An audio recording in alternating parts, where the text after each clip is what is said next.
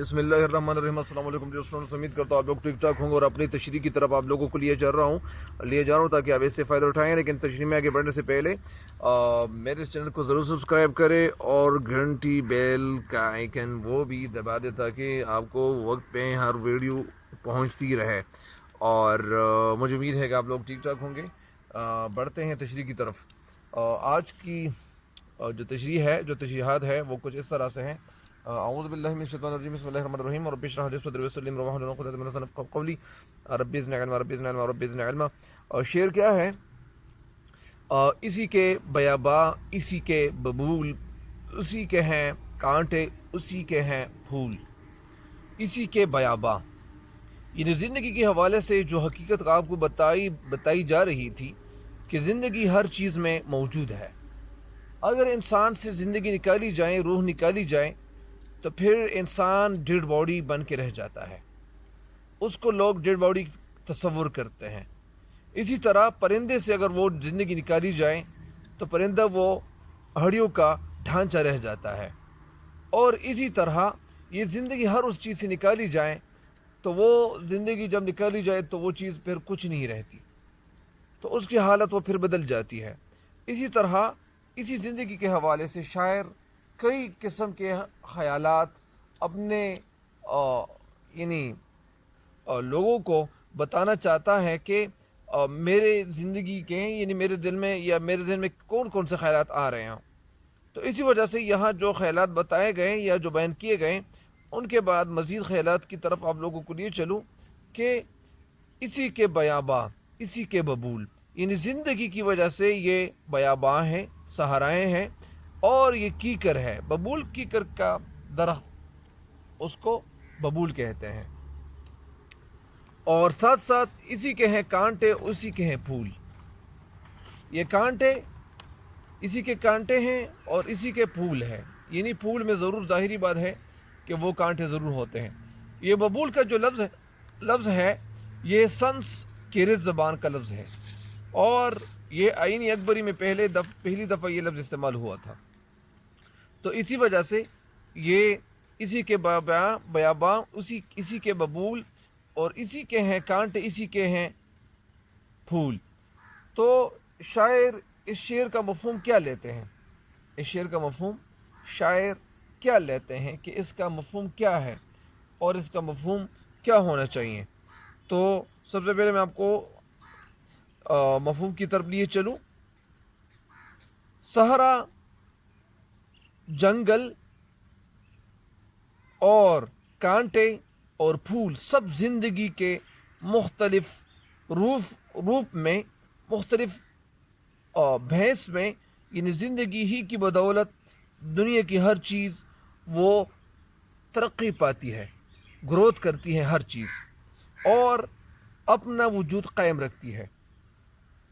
बसूरत दीगर यानी इस शेर की तशरीह एक दफ़ा फिर सुने कि ज़िंदगी में यानी ज़िंदगी में क्या है?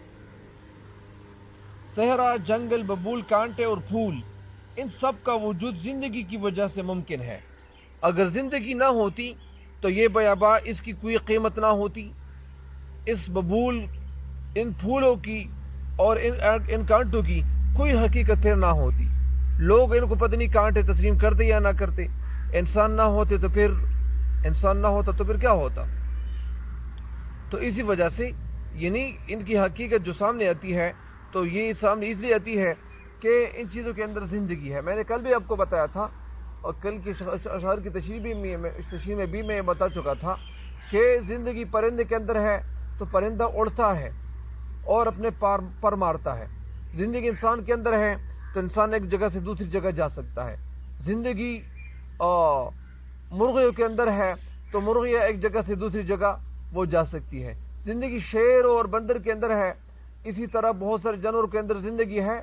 तो वो ज़िंदगी की वजह से, रूह की वजह से एक जगह से दूसरी जगह ये परिंदे और ये जानवर जा सकते हैं।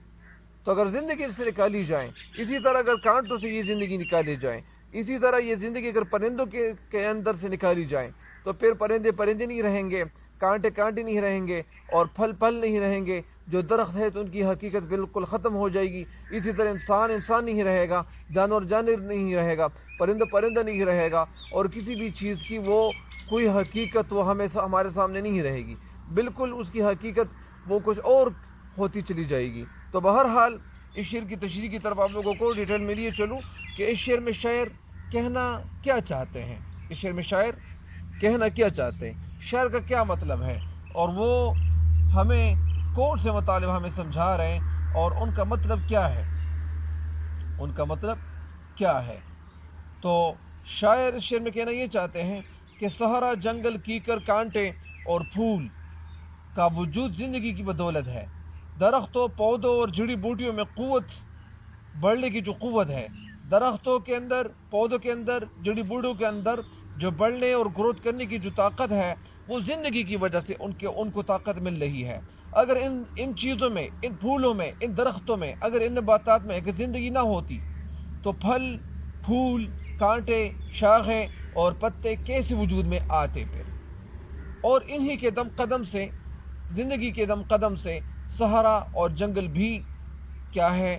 وہ پر رونق ہیں اور آباد ہے. ظاہری بات ہے کہ زندگی ہے تو جنگل جنگل کہلائے جاتے ہیں. اگر زندگی نہ ہوتی تو جنگل میں کوئی بھی پتا، کوئی بھی درخت، کوئی بھی نباتات وغیرہ نہ ہوتے. تو یہ زندگی کی وجہ سے ساری چیزیں ممکن ہے. اگر میں یہ بھی بتا دوں کہ زندگی ہے، کہ زندگی کی وجہ سے ساری چیزوں کی جو شکلیں ہیں وہ ہمارے سامنے آ رہی ہیں. اگر ہم لوگ، اللہ تعالیٰ ہم سب کو اس دنیا سے کامل ایمان کے ساتھ رخصت فرمائیں، آمین آمین آمین آمین. تو یہ زندگی سے اگر یہ انسان چلا جائے تو وہ انسان جس دنیا میں زندہ تھا، کیا وہ ہم ان کو دیکھ سکتے ہیں؟ کیا وہ انسان اس دنیا میں جو چیزیں موجود ہے، جو زندہ ہے، کیا وہ ان چیزوں کو دیکھ سکتا ہے؟ بہرحال یعنی یہ باتیں اور اس طرح بہت ساری باتیں اور بھی ہیں. تو اس شعر کی تشریح مکمل ہو گئی ہے. اگلے شعر کی تشریح کی طرف آپ لوگوں کو لیے چلوں. کہیں اس کی طاقت سے کوہسار چور، کہیں اس کے پھندے میں جبریل وحور. کوہسار کسے کہتے ہیں؟ طاقت، قوت کو کہتے ہیں. کوہسار کے معنی ہے پہاڑ، اس کو کوہ بھی کہتے ہیں، کوہ یا کوہسار. چور کے معنی ریزہ ریزہ. کہیں اس کے پھندے میں جبریل وحور. جبریل وحور یعنی جبریل علیہ السلام اور حور و تک رسائی. یہ کیسے ممکن ہے؟ یعنی اس کا مفہوم کچھ یوں ہے کہ یہ زندگی کی وجہ سے یہ پہاڑوں کو ریزہ ریزہ کیا جا سکتا ہے. اگر انسان نہ ہوتا، اگر انسان کے اندر زندگی نہ ہوتی تو انسان پہاڑوں پہ کیسے جا سکتا؟ کہ انسان جو ہے وہ پہاڑوں پہ نہ جا سکتا تھا. یہ زندگی کی وجہ سے انسان پہاڑوں پہ جاتا ہے.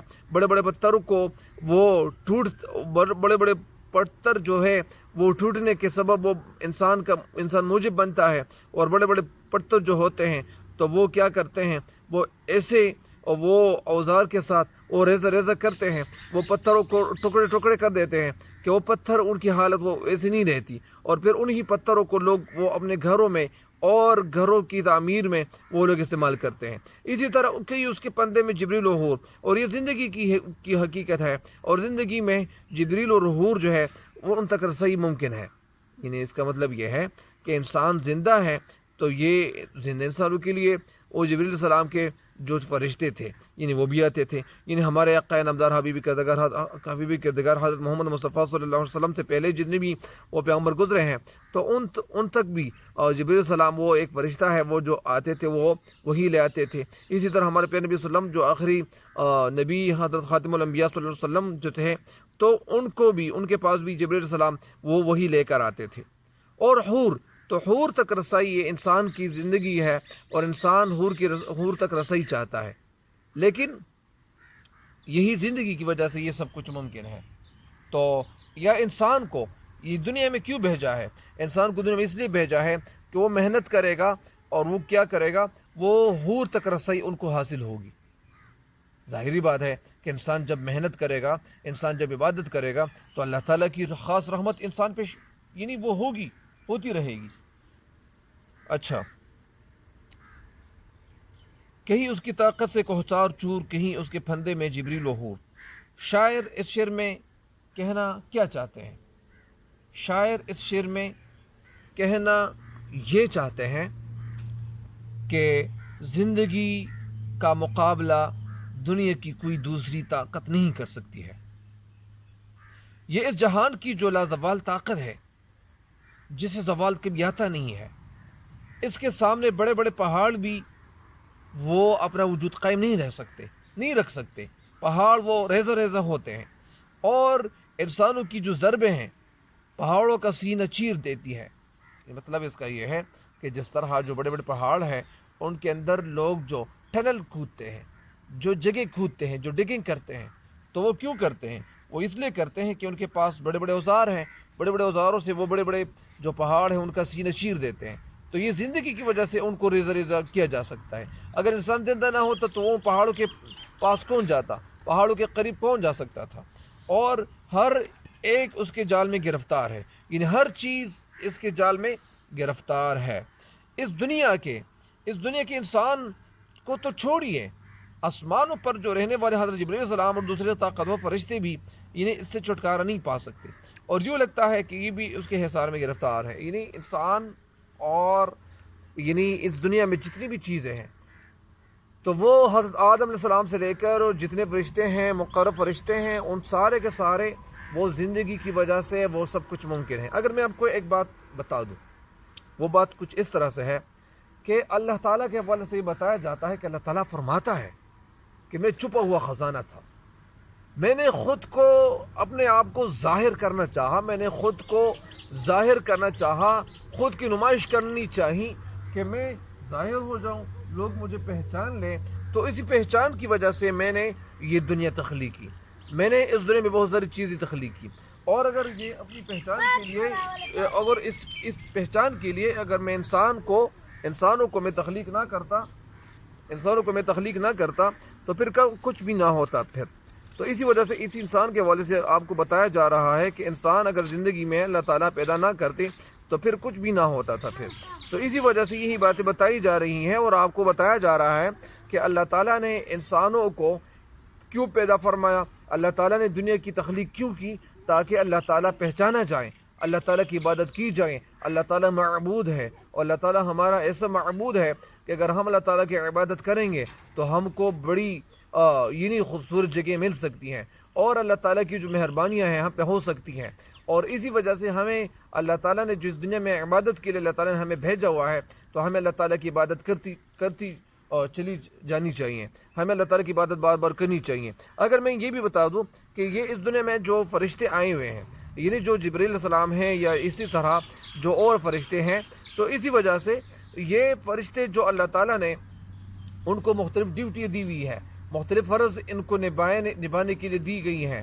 تو فرض اس لیے دی گئی ہے یا جو ڈیوٹیاں اس لیے دی گئی ہے کہ یہ انسانوں کے لیے، انسان زندہ ہے اور انسان اس دنیا میں کچھ کر رہا ہے، تو اسی وجہ سے اس دنیا میں جتنی بھی جو چیزیں ہیں تو وہ کیوں ہیں؟ وہ اس لیے ہیں کہ ان کے اندر زندگی ہے۔ اگر ان سے زندگی نکالی جائے تو پھر کچھ بھی نہیں رہتا۔ جس طرح قیامت کے دن کے بعد پھر یہ ہوگا کہ اللہ تعالیٰ سارے انسانوں کو کیا کرے گا؟ سارے انسان کو پھر اللہ تعالیٰ مار دے گا، سارے انسان مر جائیں گے، اور پھر آخر میں جو اسرائیل علیہ السلام کو اللہ تعالیٰ فرمائے گا کہ تو بھی مر جا، وہ ایک چیخ نکال دے اور وہ بھی اسی وقت مر جاتا ہے، تو پھر تو کچھ نہیں رہتا۔ اسی دن میں ایک بات اور بھی بتا دوں کہ وہ بات اس سے تو ملتی جلتی نہیں ہے، لیکن میں یہ بتا دوں کہ اس دن اللہ تعالیٰ فرمائے گا کہ ہے کوئی طاقتور کہ جو دنیا میں بڑے بڑے دعوے کرتے تھے کہ میں یہ کروں گا، میں وہ کروں گا، ہے کوئی ایسا انسان، ہے کوئی ایسا طاقتور انسان کہ وہ کچھ کرنے کے لیے آ جائے، ہے کوئی لڑنے کے لیے کوئی تیار ہونا چاہتا ہے؟ تو وہ کہہ رہے تھے کہ لڑنے کے لیے کوئی تیار ہی نہیں، وہ تو اس دن وہ کون ایسا شخص ہوگا کہ وہ لڑنے کے لیے تیار ہوگا؟ تو اسی وجہ سے اسی حوالے سے آپ کو بتایا جا رہا ہے کہ اللہ تعالیٰ نے جو اس دنیا کو تخلیق کی، اور یہ دنیا جو تخلیق ہوئی ہے تو یہ اس لیے تخلیق ہوئی ہے کہ اس دنیا میں اللہ تعالیٰ نے انسانوں کو اس لیے تخلیق کیا ہے کہ یہ انسانوں کو اللہ تعالیٰ نے اس لیے تخلیق کیا ہے کہ اللہ تعالیٰ اس دنیا میں اپنی عبادت کے لیے ان لوگوں کو اللہ تعالیٰ نے پیدا فرمایا ہے۔ بہرحال اس چیز کی تشریح مکمل ہو گئی ہے کہ اس کی طاقت سے کوہسار چور کہی، اس کے پندے میں جبریل و حور۔ پندے کے معنی گرفت، زندگی کی گرفت سے کوئی بھی چیز دور نہیں ہے، زندگی کی گرفت میں کوثار بھی آتے ہیں، زندگی کی گرفت میں جبرائیل علیہ السلام بھی آتے ہیں، زندگی کی گرفت میں کنٹرول میں وہ حور بھی ہے، کوئی بھی چیز زندگی سے باہر نہیں ہے۔ تو اس شعر کی تشریح جتنی بھی کی جائیں وہ کم ہے، اب بھی میں نے تشریح کی لیکن کم ہے۔ اگر میں آپ کو مزید بھی بتاتا چلوں کہ اس دنیا میں جو پہاڑ نظر آ رہے ہیں، تو یہ جو پہاڑ نظر آ رہے ہیں، یہ جو بڑی بڑی عمارتیں ہمیں نظر آ رہی ہیں، یا جو ہمیں جو درخت نظر آ رہے ہیں، ہمیں جو پھل نظر آ رہے ہیں، جو سیب نظر آ رہے ہیں، اگر یہ انسان محنت نہ کرتے، انسان زندہ نہ ہوتے تو یہ پھل ہم تک نہ پہنچ پاتے۔ اسی طرح بہت ساری جو سہولتیں ہیں، یہ جو موبائل ہے، جو ڈیوائس ہے، اس پہ لوگوں نے محنت کی بھی ہے تو یہ ہم تک پہنچی بھی ہے۔ یہ ہمارے لیے بہت بڑی نعمت ہے۔ گاڑیاں جو بنی ہوئی ہے، گاڑیوں میں جو لوگ سفر کر رہے ہیں، اگر لوگ زندہ نہ ہوتے تو گاڑیوں میں سفر کیسے کر سکتے پھر؟ اسی وجہ سے بہت ساری باتیں کہی جا سکتی ہے، یعنی زندگی کی وجہ سے سب کچھ ممکن ہے، اگر زندگی نہ ہوتی تو کچھ بھی ممکن نہ ہوتا۔ تو بہرحال اس شعر کی تشریح مکمل تو ہو گئی ہے، لیکن اس شعر کی تشریح مزید بھی رہتی ہے اور مزید آپ لوگ خود بھی کر سکتے ہو انشاءاللہ۔ کہی جرہ شاہینی سیما برنگ، لہو سے چکوروں کے آلودہ چنگ۔ جرہ کے معنی کیا ہے؟ جرہ کے معنی ایک تو جرہ ہے، ایک جرہ ہے، بہت سارے الفاظ ہیں لیکن اس کے الگ الگ معنی ہیں، یعنی ایک زبر زیر اور اس طرح شد کی وجہ سے لفظ بدل جاتا ہے۔ جرہ کسے کہتے ہیں؟ جرہ کی کیا حقیقت ہے؟ تو جرہ اصل میں وہ ایک باز کی طرف آپ کو بتایا جاتا ہے کہ ایک باز ہے، ایک نر باز ہے، اس کو جرہ کہتے ہیں۔ جرہ شاہین یعنی باز کا نر، اور عموماً وہ باز سے طاقتور اور تیز بھی ہے۔ مراد بہادر، شجاع، قوی لوگ، یعنی وہ لوگ جو قوی ہو، جو مضبوط ہو، جو طاقتور ہو۔ یہاں جرہ شاہین کا مطلب کیا ہے؟ اس کا مطلب اصطلاحی معنی یعنی طاقتور لوگ بھی ہے، بہادر لوگ بھی ہے۔ پارے کی سیما بے رنگ، پارے کی سی تڑپ رکھنے والے، پارا کبھی ہاتھ نہیں آتا، یعنی پارے کے حوالے سے یہ بتایا جاتا ہے کہ پارا ایسا ہے کہ اس کو گرم کیا جائے تو وہ اڑ جاتا ہے، اس کا رنگ ختم ہو جاتا ہے، وہ اڑ جاتا ہے اور پھر وہ مل جاتا ہے، اس طرح اس کے حوالے سے بتایا جاتا ہے۔ لیکن یہ جو کیمسٹری والے ہیں، جو کیمسٹری لوگ جانتے ہیں، ان کو زیادہ پتہ ہوگا۔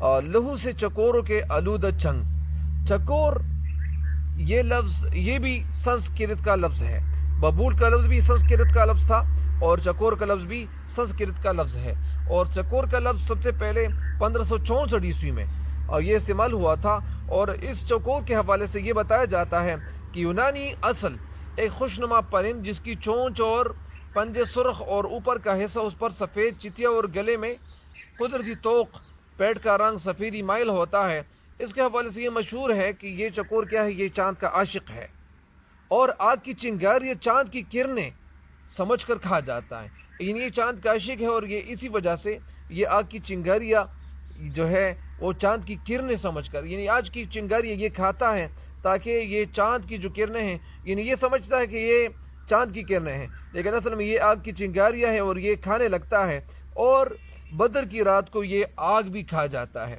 بہرحال یہ تو تھا اس کے حوالے سے باتیں۔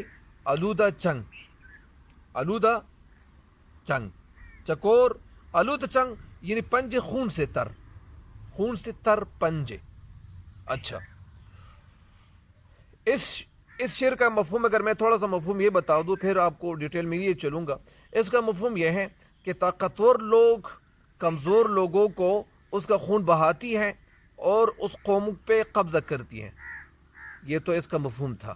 ابھی مفہوم کے بعد تشریح کی طرف آپ کو لوگوں کو لیے چلتا ہوں کہ اس کی کئی تشریحات ہو سکتی ہے۔ زندہ رہنے کے لیے خوراک کی ضرورت ہوتی ہے، زندہ رہنے کے لیے خوراک کی ضرورت ہوتی ہے، اسی وجہ سے اس خوراک کے حصول کے لیے کبوتر اور دوسرے پرندے اور دور دراز کا سفر کرتے ہیں اور اپنے اشیانوں سے دور رہنے پر مجبور ہوتے ہیں۔ یعنی اس کا مطلب یہ ہے، اس شعر کا مطلب، اس کا مفہوم کچھ یوں ہے کہ زندگی کبھی تیز ترار باز کی شکل میں دکھائی دیتی ہے، اور جس کے پنجے شکار کیے ہوئے چکور اور پرندے کے خون سے آلودہ ہوتے ہیں، یعنی زندگی کبھی جوش و جذبے سے بھرپور اس لشکر کی مانند ہوتی کی طرح ہوتی ہے کہ جس کا سپہ سالار نہایت ہی جری، شجاع اور بہادر اور مرد میدان ہوتا ہے، جس کے بازو میں بجلیاں بھری ہوئی ہوتی ہیں، اور پھر وہ کمزور سلطنتوں پر وہ کیا کرتا ہے؟ دھاوا بول لیتا ہے اور ان لوگوں کو قبضہ میں کر لیتا ہے، یا یوں کہیے کہ طاقتور قوم کمزور قوم کو یعنی بزور تلوار وہ مغلوب کر کے اس کی جگہ لے لیتی ہے۔ اس طرح کمزور اقوام صفحے ہستے سے مٹتی چلی جاتی ہیں اور طاقتور اقوام عروج حاصل کرتی جاتی ہیں۔ یہ سب زندگی کے کھیل ہے، یعنی یہ سب کچھ زندگی کی وجہ سے ممکن ہے۔ یعنی زندگی میں انسان کمزور لوگوں پہ قبضہ کر لیتے ہیں، کمزور لوگوں کا خون بہاتے ہیں، اور جب خون بہاتے ہیں تو وہ لوگ عیش و عشرت کی زندگی گزارتے ہیں، اور پھر یہ لوگ جو کمزور لوگوں کو قبضے میں کر لیتے ہیں ان پہ دھاوا بول لیتے ہیں اور ان کو شکست دینے لگتے ہیں۔ تو شکست کھانے کے بعد وہ جب شکست کھا جاتے ہیں تو طاقتور قوم وہ اٹھتی ہے اور پھر وہ دوسری قوم پہ وہ کیا کرتی ہیں، حکومت کرتی ہیں۔ تو یہ سب کچھ کس کی وجہ سے ہے؟ یہ زندگی کی وجہ سے۔ اگر یہ زندگی نہ ہوتی تو یہ لوگ پھر کچھ بھی نہ کرتے۔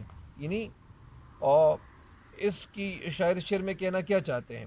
شاعر اس شعر میں کہنا یہ چاہتے ہیں کہ شاعر اس شعر میں کہنا یہ چاہتے ہیں کہ کہیں زندگی اس مشکل میں آتی ہے کہ پارہی کی طرح بے چین اور حیرت انگیز خود طاقت کا مالک شہباز چکور پر جھپٹتا ہے اور اپنے خون سے وہ اب جھپٹ کر ان کے خون سے اپنے پنجے رنگ لیتا ہے، اور شاہین اقبال کا محبوب پرندہ ہے۔ اس کی پسندیدگی کی وجہ یہ ہے کہ وہ درپیش تباہ ہے اور اپنے لیے گھونسلہ نہیں بناتا، پہاڑوں کی چٹانوں میں یہ زندگی گزارتا ہے اور بلند پرواز بھی ہے، بہادر بھی ہے، پرواز کرنے سے کبھی تھکتا نہیں ہے، کبھی بارہ ہوا شکار نہیں کھاتا۔ اس کا دوسرا پرندوں پر جھپٹنا اس کے ظالم ہونے کی دلیل نہیں ہے، بلکہ یہ اس کے جہاد کا شوق ہے، اس کے اندر شوق جہاد ہے، اور یہ قانون فطرت کے عین مطابق ہے۔ جس طرح ایک شعر ہے کہ جھپٹنا پلٹنا پلٹ کر جھپٹنا لہو گرم رکھنے کا ہے ایک بہانہ۔ یہاں مطلب یہ بھی ہے کہ کہیں کوئی زبردست ملک کسی کمزور ملک پر حملہ کر کے وہاں خون کی ندی بہاتا ہے اور اس پر قبضہ جما لیتا ہے، اور اس کے پاس جو قدرتی وسائل ہیں ان قدرتی وسائل کو اپنے قبضے میں لے آتا ہے۔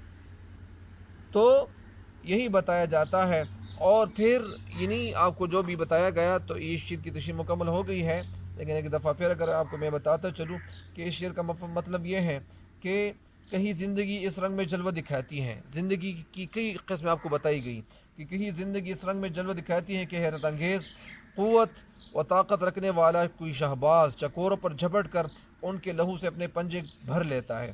مطلب یہ ہے کہ کوئی زبردست ملک کمزور ملک پر حملہ کر کے وہاں خون کے دریا بہانے کے بعد اس ملک پہ کیا کرتا ہے، قبضے جما لیتا ہے۔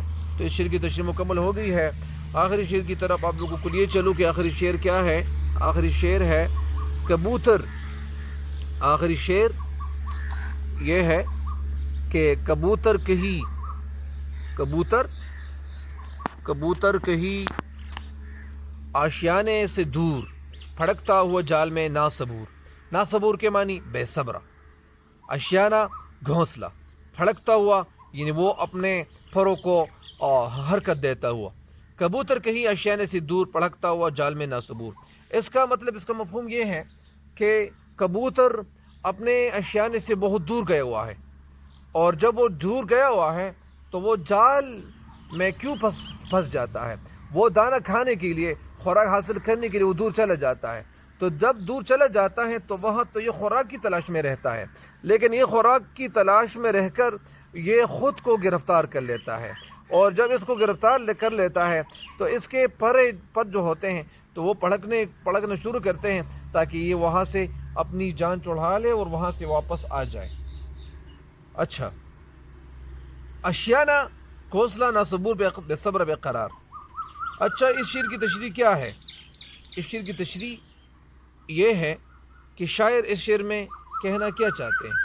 شاعر اس شعر میں کہنا یہ چاہتے ہیں کہ جس طرح شاعر اس شعر میں کہنا یہ چاہتے ہیں کہ کہیں زندگی اس شکل میں ظاہر ہوتی ہے کہ کوئی کبوتر اپنے گھونسلے سے دور کسی شکاری کے جال میں گرفتار ہو کر انتہائی بےتابی سے پڑک رہا ہوتا ہے۔ اچھا، شاعر اس شعر میں کہنا یہ چاہتے ہیں کہ کبوتر اپنے گھونسلے سے وہ بہت دور گیا ہوا ہے، اور دور کیوں گیا ہوا ہے؟ تاکہ وہ شکار کر لے اور اپنے بچوں کے لیے کوئی چیز لے آئیں. یعنی اس کا مطلب یہ ہے کہ شکار کہیں زندگی ایسے ہی شاعر شعر میں کہنا یہ چاہتے ہیں کہ زندہ رہنے کے لیے خوراک کی ضرورت پڑ جاتی ہے اور ضرورت ہوتی ہے. اس خوراک کو حاصل کرنے کے لیے کبوتر اور دوسرے پرندے بہت دور تک سفر کرتے ہیں، بہت طویل سفر کرتے ہیں، ہواؤں میں اڑتے ہوئے سفر کرتے ہیں تاکہ وہ اپنا پیٹ بھی بھر سکے اور اپنے بچوں کا پیٹ بھی بھر سکے. اور اسی پیٹ کو بھرنے کے لیے وہ کیا کرتے ہیں؟ وہ اپنے شانوں سے، اپنے گھونسلوں سے، اپنے گھروں سے، اپنے گھروندوں سے، اپنے گھروں سے وہ بہت دور تک چلے جاتے ہیں. جب چلے جاتے ہیں تو وہ اس لیے چلے جاتے ہیں کہ وہ کچھ خوراک کما کے یا کچھ خوراک وہ لے آئیں، وہ خود بھی کھا لیں، اپنا پیٹ بھی بھر سکے، اپنا دوزخ بھی بھر سکے اور اپنے بچوں کا دوزخ بھی بھر سکے، اپنے بچوں کا دوزخ یعنی پیٹ بھی بھر سکے. اسی دانے کی لالچ میں، اسی دانے کی حیرت میں اور اسی دانے کو سامنے رکھتے ہوئے کبوتر اکثر وہ جال میں وہ مقید رہتے ہیں، وہ قید ہو جاتے ہیں.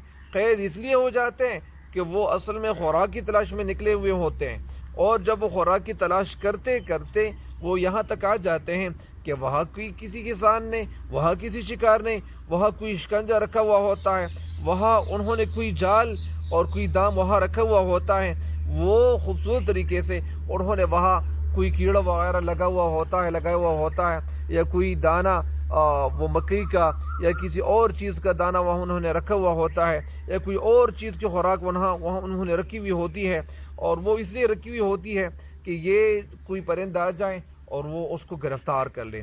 تو اسی وجہ سے کبوتر بیچارہ کیا کرتا ہے، وہ اسی جال میں پھنس جاتا ہے اور وہ خوراک تک صحیح حاصل کرتا ہے اور وہ زندگی سے ہاتھ دھو بیٹھتے ہیں. یعنی زندگی کی وجہ سے یہ سب کچھ ممکن ہے، اور وہ اس لیے یہ سب کچھ کرتا ہے کہ وہ زندہ رہے. اور جب وہ زندہ رہنے کے لیے وہ کیا کرتے ہیں، وہ وہاں چلے جاتے ہیں اور پھر کیا ہو جاتا ہے کہ وہ زندگی سے ہاتھ دھو بیٹھتا ہے. یا عمر بھر کی قید ان تک کیا ہو جاتی ہے، یا عمر بھر کی قید یعنی وہ کیا ہو جاتی ہے کہ عمر بھر کی قید ان کے لیے ان کا مقدر بن جاتی ہے. تو ظاہری بات ہے کہ عمر بھر کی قید ان کو اس لیے ہو جاتی ہے کہ وہ تو خوراک حاصل کرنے کے لیے سب کچھ کر رہا ہوتا ہے. اگر میرے ذہن میں ایک بات یہ بھی آ رہی ہے، ایک شعر بھی یہاں میں نے لکھا ہوا ہے کہ پال گئے تھے ہم تم چکور ہوتی ہو اس سے شاد میں، پڑتی ہے اس پر جب نظر کرتی ہو تم کو یاد میں. بہرحال اس شعر کا جو مفہوم ہے یا میرے ذہن میں جو مفہوم آ رہا ہے اور جو مطلب اس میں آ رہا ہے میرے ذہن میں، تو وہ یہ آ رہا ہے کہ علامہ اقبال رحمۃ اللہ علیہ جو تھے وہ آرام طلب نہیں تھے، وہ آرام نہیں چاہتے تھے.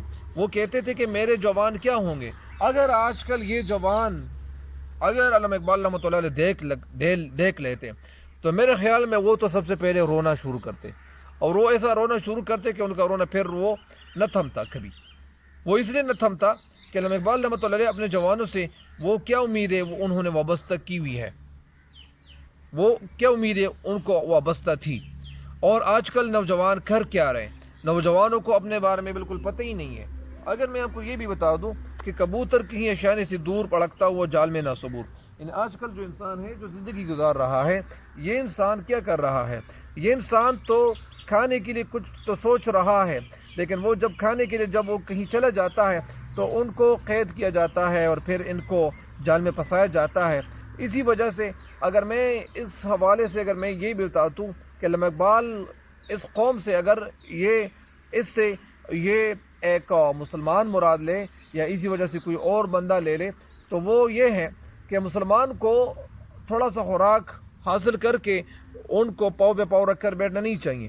مسلمانوں کو آگے بھی اپنی محنت جاری رکھنی چاہیے، اور یہ محنت جاری اس لیے رکھنی چاہیے کہ مسلمان ایسا ہے کہ ان کو وہ ان کی محنتیں، ان کی محنت کی جمع محن، وہ اپنی محنت جاری رکھیں گی، اور وہ کبھی کیا کرے گا، وہ کسی دوسرے کا مارا ہوا شکار وہ نہیں کھائے گا، بلکہ یہ خود اپنا شکار کرے گا. اور وہ خود اپنا شکار کر کے جب کسی چیز کا شکار کرے گا تو وہ اس کو جب کھاتا ہے تو اس کو بہت زیادہ مزہ آتا ہے۔ ظاہری بات ہے کہ ہمیں بہت کچھ کرنی چاہیے اور ہمیں آگے بڑھنا چاہیے اور ہمیں اپنی زندگی میں بہت کچھ کرنا چاہیے۔ علامہ اقبال رحمۃ اللہ علیہ ان کے حوالے سے میں کئی دفعہ یہ بات بتا چکا ہوں کہ ہمارے ایک پروفیسر صاحب ہیں، وہ کہتے ہیں ہمیں کہ علامہ اقبال رحمۃ اللہ علیہ کو اگر کسی حوالے سے، کسی منزل کے حوالے سے پتہ چل جاتا اور وہ پتہ چل جاتا کہ یہ منزل آسان ہے، یہ رستہ آسان ہے، مشکل نہیں ہے، تو وہ اس رستے سے، اس منزل سے واپس مڑتے۔ اور وہ اس لیے مڑتے کہ وہ کہتے تھے کہ مجھے کسی آسان رستے پہ جانا نہیں ہے، مجھے ایسی منزل پہ جانا چاہیے، مجھے ایسے رستے پہ چلنا چاہیے کہ جو رستہ مشکل ہو۔ تو ظاہری بات ہے کہ جو رستہ مشکل ہو تو اسی مشکل رستے پہ وہ ان کو عادت تھی اور وہ اسی رستے پہ چلنا چاہتے تھے۔ تو ظاہری بات ہے کہ اس میں مسلمان نوجوانوں کے لیے پیغام ہے کہ مسلمان نوجوان کیا کریں گے؟ مسلمان نوجوان یہ کریں گے کہ وہ زندگی میں کچھ کرنے کے لیے، کچھ آگے بڑھنے کے لیے کچھ حرکت کریں گے۔ حرکت میں برکت ہوتی ہے، اور جو لوگ محنت کرتے ہیں، آج یہ نہیں، بہت سارے لوگ ایسے بھی ہیں کہ انہوں نے وہ پاؤں پہ پاؤں رکھے ہوئے بیٹھے ہوئے ہیں اور وہ آگے زندگی کو خوشتر بنانے کے لیے کچھ نہیں کر رہے۔ تو بہرحال اس شعر کی تشریح مکمل ہو گئی ہے اور اس بند کی تشریح بھی مکمل ہو گئی ہے۔ مجھے امید ہے کہ آپ اس تشریح سے ضرور استفادہ کرو گے۔ اللہ تعالیٰ آپ لوگوں کو دنیا اور آخرت دونوں جہانوں کی کامیابی دے، آمین والسلام۔ تب تک کے لیے اجازت چاہتا ہوں، اللہ حافظ۔